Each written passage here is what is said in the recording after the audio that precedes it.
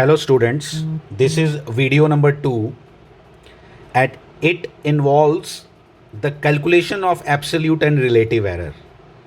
Last time हमने study किया था कि एब्सोल्यूट और रिलेटिव एरर्स की क्या इंपॉर्टेंस है.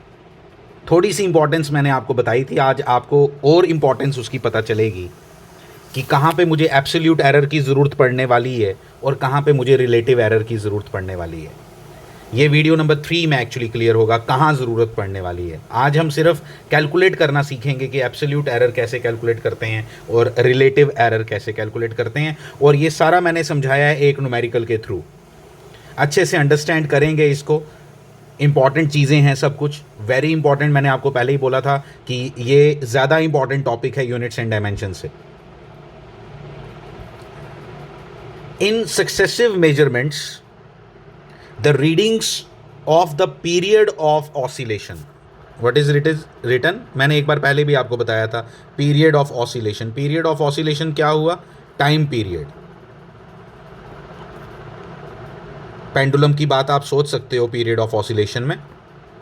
टाइम पीरियड जिसके यूनिट टी हुआ, जिसका डायमेंशन टी हुआ करता था, जिसके यूनिट सेकेंड्स हैं. लेकिन यहाँ पे यूनिट्स वगैरह की बात नहीं है, ये डिफरेंट कैटेगरी की प्रॉब्लम्स हैं. ऑफ अ सिंपल पेंडुलम, मुझे लगता है आप सबको सिंपल पेंडुलम का तो पता होगा ही. मैंने कल भी आपके साथ बात की थी कि एरर को मिनिमाइज करने के लिए हम रीडिंग ज़्यादा लेते हैं, और जो एरर आ रहा है वो क्यों आ रहा है? This is a random error. Random error क्यों है? रैंडम एरर इसलिए है क्योंकि जो घड़ी पकड़ के टाइम मेजर कर रहा है वो कहीं ना कहीं गड़बड़ कर ही जाता है.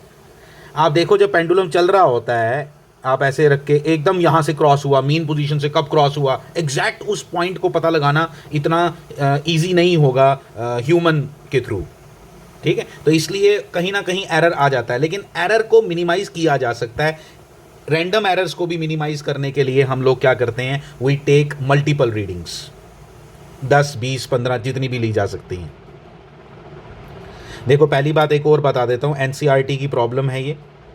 ठीक है, एनसीईआरटी की प्रॉब्लम है, और एनसीईआरटी की प्रॉब्लम्स हमेशा आपको सिखाने की कोशिश करती हैं कुछ, कि भाई इसमें सीखने वाली चीज़ होगी इसकी, इसलिए इसके क्वेश्चन को भी बड़े अच्छे से पढ़ना चाहिए. वो रीडिंग्स ली गई, ये रीडिंग्स आई आपकी सारी इन एन एक्सपेरिमेंट. मतलब मान लो ये 5 बच्चों की रीडिंग है. ये 5 बच्चों ने रीडिंग ली सिंपल पेंडुलम के. 5 स्टूडेंट खड़े किए, उनको बोला बताओ भाई टाइम पीरियड क्या क्या आया. पहला बोलता इतना आया, दूसरा ये, तीसरा ये, चौथा ये, पांचवा ये.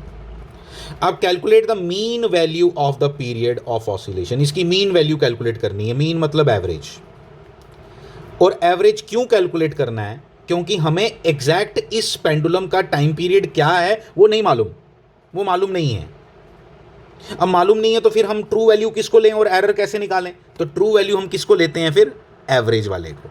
याद रखोगे, this is a important concept, ये नोट करना इंपॉर्टेंट है आपके लिए. सेकेंड बात बोली उसने, absolute error in each measurement. Absolute error her measurement का निकालो कि एब्सोल्यूट एरर कितना होगा. कोई बड़ी बात नहीं. True value minus this, true value minus this, true value minus this, true value minus this, true value minus this, खत्म, निकल गया ईच मेजरमेंट का. मीन एब्सोल्यूट एरर मतलब एरर्स का एवरेज क्या आया वो भी निकालो. रिलेटिव एरर निकालो, परसेंटेज एरर निकालो, एक्सप्रेस करो रिजल्ट को, वो भी मैं बताऊंगा, वो भी बड़ा इंटरेस्टिंग है ये एक्सप्रेस करना. लास्ट वाला पॉइंट आओ देखें. सबसे पहले एवरेज निकाला. कौन सा कारनामा है? सारी रीडिंग्स ली, सबको डिवाइड किया 5 के साथ, आंसर आ गया. इंपॉर्टेंट बात इसमें क्या है? सारी रीडिंग्स में आप देख रहे हो 2 प्लेस ऑफ डेसिमल है.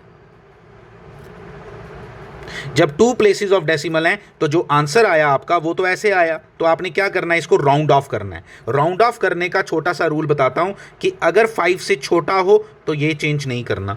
अगर यही आंसर होता 2.6, सुन लो एक इंपॉर्टेंट बात बता रहा हूं, 2.62626 तो क्या लिखते? 2.63 लिखते. राउंड ऑफ करने का ये रूल है, इसको बढ़ा देते क्योंकि 5 से बड़ा नंबर था. अगर होता 2.625, अब चक्कर बढ़ गया, ना तो 5 से छोटा ना तो 5 से बड़ा, एग्जैक्ट 5. फिर क्या करते हैं? अगर ये इवन हो तो चेंज नहीं करते. जिसको चेंज करना है, चेंज इसको करना है ना, तो इसको चेंज नहीं करते.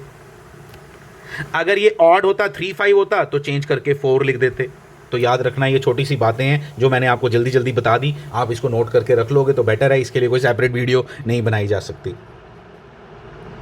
एवरेज निकाल लिया, ये वैल्यू हमें याद भी रख लेनी है। आगे बढ़े,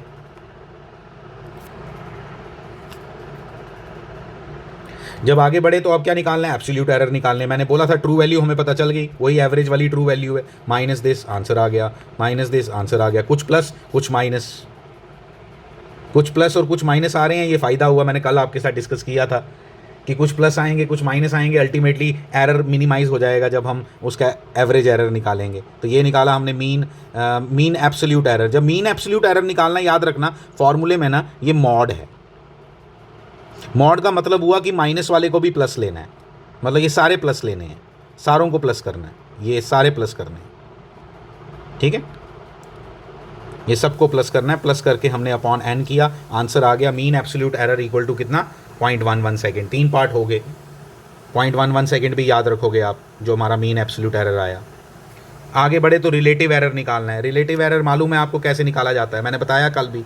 एरर कितना आया, एब्सोल्यूट एरर कितना आया, एरर भी बोल सकते हो उसको, 0.11 आया। इससे क्या पता चला कि अच्छा एरर है या कम एरर है या ज़्यादा एरर है, कोई पता नहीं चला। कब पता चलता है, जब रिलेटिव वर्ड का मतलब समझो ना, रिलेटिव वो है जो मेरे को कंपैरिजन करने को दे रहा है, ज़्यादा है या कम है ये कैसे पता चलेगा, जब मैं इसको डिवाइड करूंगा किसके साथ, ट्रू वैल्यू के साथ। तो ट्रू वैल्यू के साथ डिवाइड कर दो एरर को, तो आपको क्या मिल जाता है, रिलेटिव एरर। पता चला 0.04, परसेंटेज में निकाला तो 4%। देखो 100 से मल्टीप्लाई करना है और क्या, देखो ना, बड़ा सिंपल मैथमेटिक्स है ये।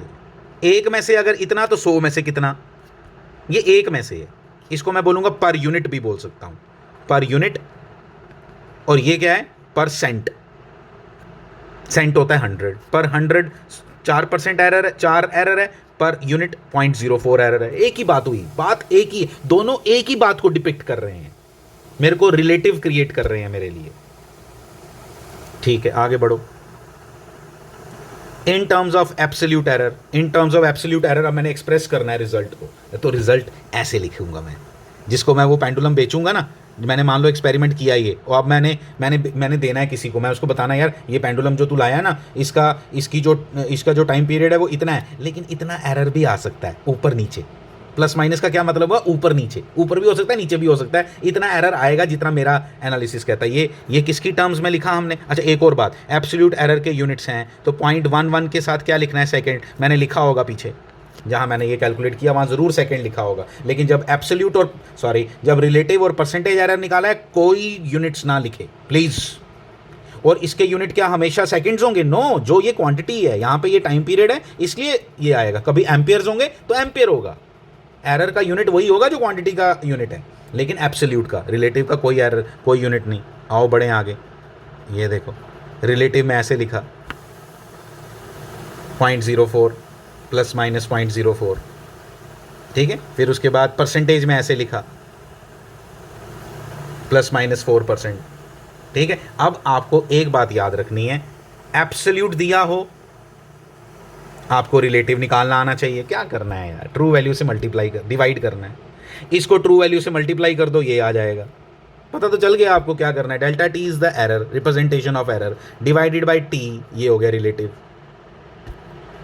डेल्टा टी हो गया कितना एरर आया, एब्सोल्यूट एरर हो गया। एब्सोल्यूट एरर को ट्रू वैल्यू से डिवाइड करो तो क्या मिल जाता है आपको, रिलेटिव। 100 से मल्टीप्लाई करो तो क्या मिल जाता है, परसेंटेज। ये दिया हो तो ये आना चाहिए निकालना, ये दिया हो तो ये निकालना आना चाहिए, और अगर नहीं आएगा तो फिर मुश्किल पड़ जाएगी। तो इसलिए हमें ये किसी भी कंडीशन में आना चाहिए। छोटी सी ये वीडियो थी, सिंपल वीडियो थी, इसको बड़े अच्छे से अपने पास नोट करके रखो। इसने हमारे कॉन्सेप्ट को क्लियर किया, लेकिन ये एज इट इज़ प्रॉब्लम्स नहीं आती। क्या आता है वो अभी अगले वीडियोज़ में हम बात करने वाले हैं। Thank you very much.